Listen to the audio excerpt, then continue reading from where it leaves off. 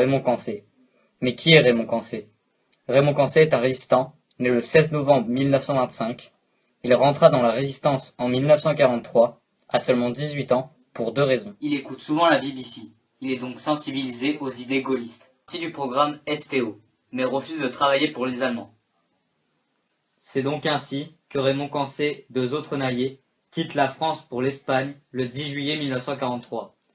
Mais il met à 35 jours pour passer la frontière. Il arriva à Raqqa, mais se fait emprisonner et tomba malade à cause d'une piqûre contre le typhus, ce qui ralentit encore un peu plus son passage en Afrique du Nord.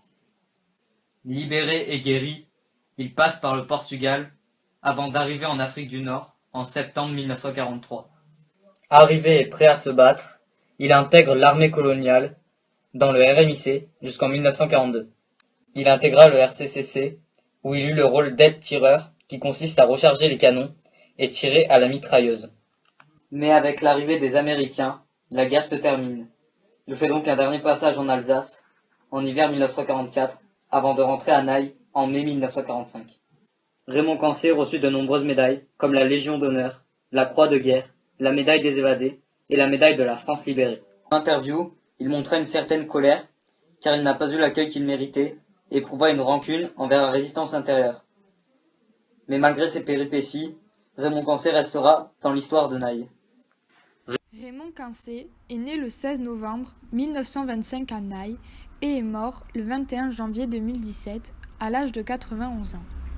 C'est seulement à l'âge de 17 ans qu'il s'engage dans la résistance pendant la Seconde Guerre mondiale, alors qu'il était mécanicien dans l'usine Malais à Naï. Mais dites-moi, Léa et Marion, de quelle forme d'engagement Raymond Cancé a-t-il fait preuve pendant la période de la Seconde Guerre mondiale? En effet, étant gaulliste, Raymond Cancé écoutait la BBC chez un réfugié, ce qui l'a sensibilisé aux idées de la résistance. De plus, son père était résistant, ce qui l'a fortement invité à s'engager dans la résistance naïaise. Il a ainsi refusé de travailler pour les Allemands par simple patriotisme.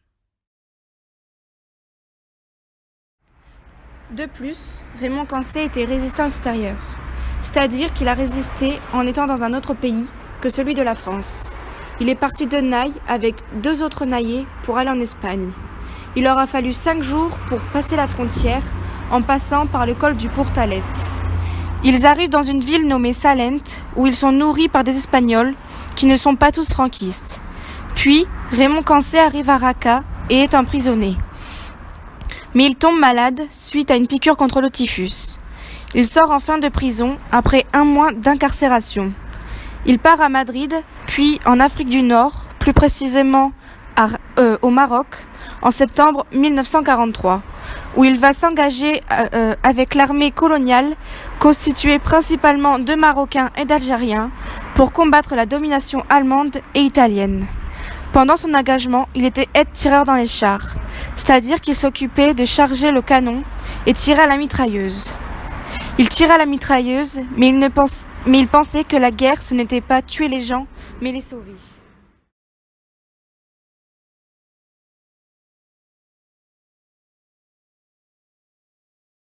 Werner Waldeyer s'est engagé dans la résistance pendant la Seconde Guerre mondiale. Mais qui est Werner Waldeyer?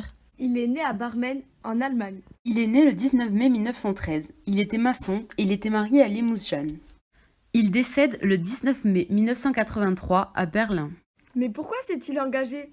Il était communiste et voulait le prolétariat, alors il a décidé de s'engager pour défendre ses convictions politiques. Mais quand s'est-il engagé dans la résistance? Il s'est engagé dans la résistance en avril 1941. Mais comment Werner Waldeyer s'est-il engagé dans la résistance? Sa femme donnait des cours de trigonométrie. Un jour, Monsieur Lassus, un résistant, est venu assister aux cours. Il lui a posé beaucoup de questions sur son mari, sur l'Allemagne et sur sa vie.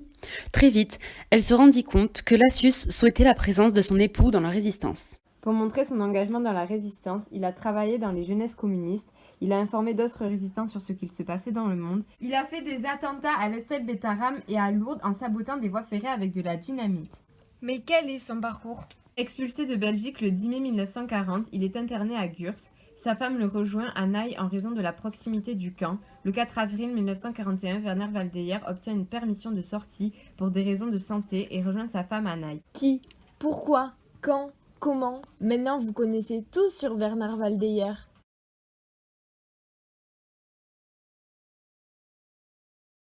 Jean Seigneur est né le 18 juillet 1909 à Naï. C'est un des martyrs de la résistance naïaise. Il fait son service militaire en 1930. Son père meurt en 1924. Ayant une grande sœur et deux autres plus jeunes que lui, il est le seul homme de la famille. Il entame donc une formation d'ébéniste à Naï et part à Paris afin de trouver du travail. Il exerce sa profession d'ébéniste dans le 11e arrondissement. C'est là qu'il rencontre sa femme, Juliana. C'est auprès des ouvriers et des artisans qu'il acquiert des idées communistes.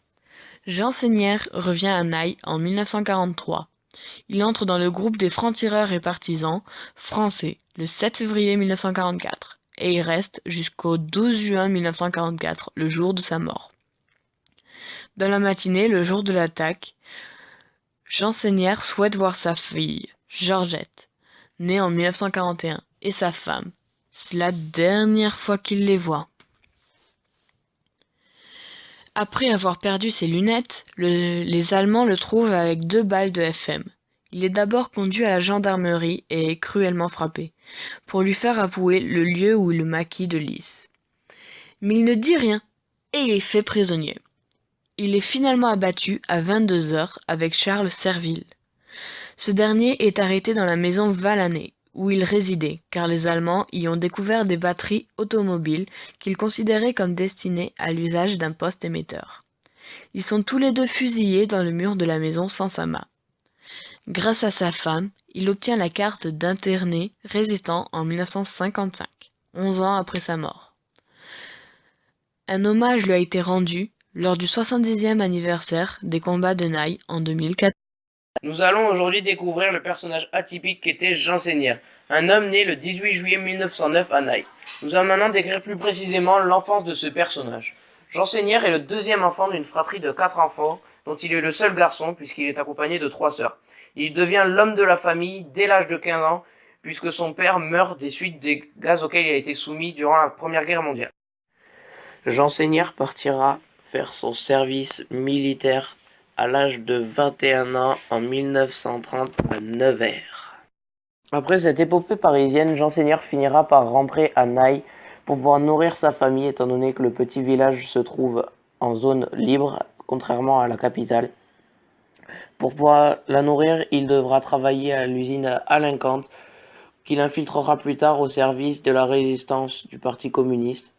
Et dès 1943, il intégrera les FTPF, le Parti communiste de la résistance. Puisqu'il n'a pas toujours fait partie de la résistance armée, il a tout d'abord distribué des tracts pour le Parti communiste, puis il a intégré la lutte armée.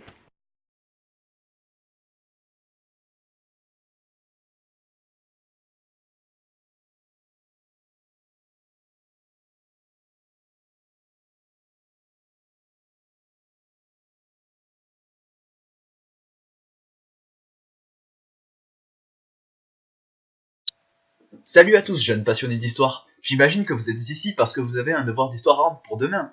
C'est pourquoi, mes acolytes et moi, allons rendre ça ludique afin que vous vous amusiez tout en apprenant. Nous avons l'honneur de vous présenter en dessin la vie d'un héros pas très connu mais important à travers ce concept.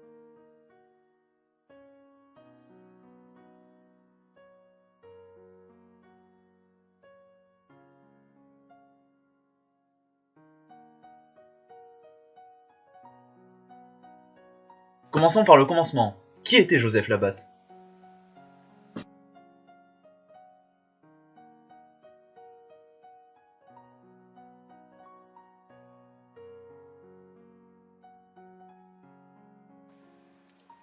Joseph Labatte est né en 1915 à Lys. Il était cultivateur avant la guerre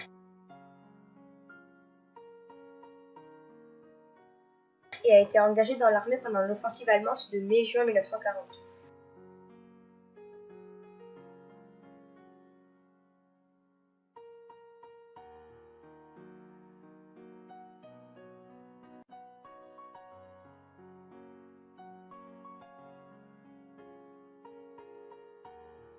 Joseph Labat est entré en résistance le 1er octobre 1942. Il avait donc 27 ans.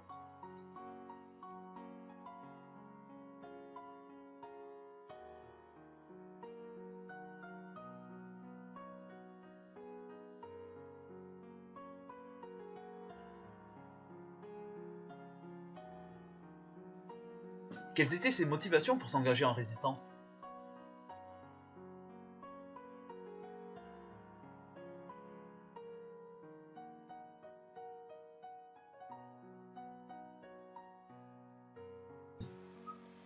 On peut supposer que le sens du patriotisme étant très ancré en France pendant la guerre, Labat s'est sûrement engagé par désir de revanche sur les Allemands.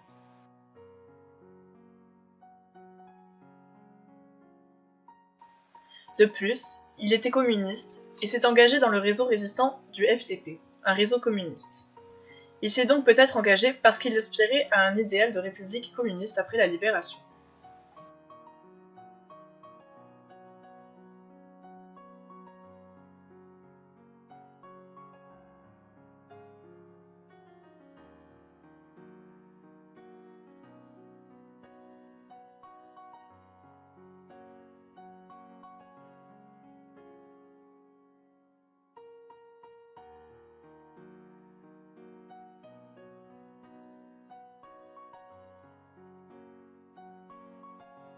Sous quelles actions s'est traduit son engagement?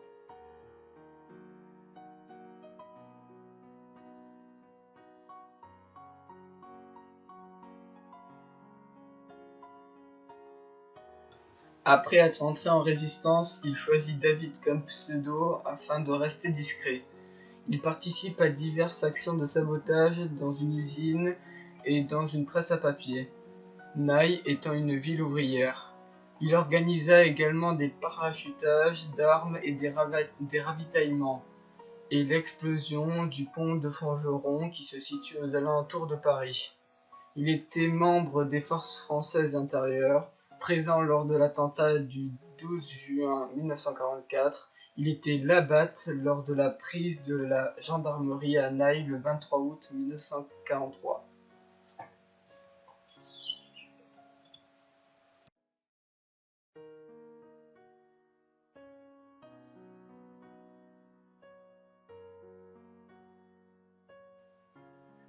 Est-ce que cet attentat a bien tourné pour lui et ses camarades? Non, il a mal tourné et on va vous expliquer pourquoi. Le 20 juillet 1944, Joseph Labat est arrêté avec 4 autres résistants. Si vous vivez près de Naï, vous aurez sûrement à l'étudier, on en parlera peut-être dans une prochaine vidéo. Il est transféré à la prison Saint-Michel de Toulouse, séparé de ses camarades. Il est torturé mais n'avoue rien et est finalement libéré le 19 août 1944 par les FFI. Ses 4 autres camarades sont fusillés. Qu'est-il devenu après la libération? Il est retourné dans sa ville d'origine, où il vit une vie tout à fait normale. Il trouve une femme, se marie et élève ses enfants. Il fait la demande de carte du combattant volontaire de la résistance et ne l'obtient que le 21 décembre 1954. Il est interviewé par certains historiens comme André Naritsens pour avoir des détails qui sont fiables vu que les informations sortent de la bouche de quelqu'un qui a tout vécu. Il a quitté ce monde en 2009 et rejoint ses amis résistants qu'il a perdus.